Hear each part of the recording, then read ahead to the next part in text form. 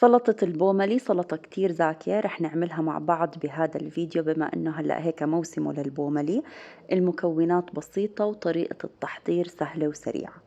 إذا كنتوا أول مرة بتتابعوني احضروا معي الفيديو للآخر، وإذا عجبكم ادعموا القناة بسبسكرايب وشير. هلأ خليني أحكي لكم شو المكونات اللي بتلزمنا لتحضير السلطة. رح أستعمل بهاي الوصفة خس الآيسبرغ، حجمها وسط الخس اللي استخدمتها. وعندي كمان جبنة بيضة أي نوع بس تكون حلوة مش مالحة، استخدمت الحلوم.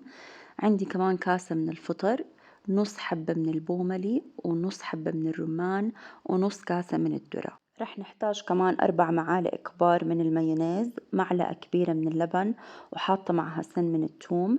عندي معلقتين كبار من الخل و3 معالق كبار من زيت الزيتون، معلقتين كبار من الحليب السائل، وعندي ملح وفلفل أسود ومعلقة من السكر.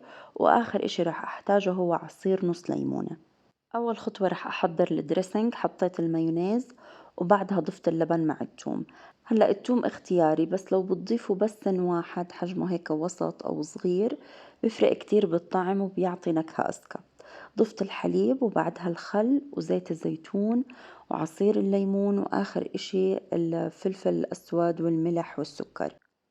السكر بهاي الوصفة ضروري، بيعادل النكهات وبيعطي طعم أذكى للصوص. هلا بحركهم منيح مع بعض ليتجانسوا، بيكون عندي القوام بهذا الشكل، مش كتير جامد ولا انه كتير مرق. رح اضيف للخس نص كمية المكونات من الذرة والرمان والفطر والجبنة والبوملي، والباقي رح اتركه للتزيين.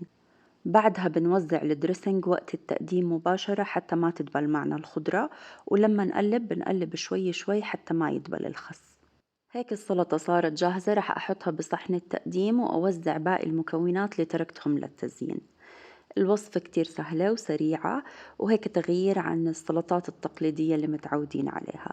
استغلوا موسم البوملي وجربوها وبعتولي صور لتطبيقاتكم على حسابي بالإنستغرام والفيسبوك. صحة وعافية.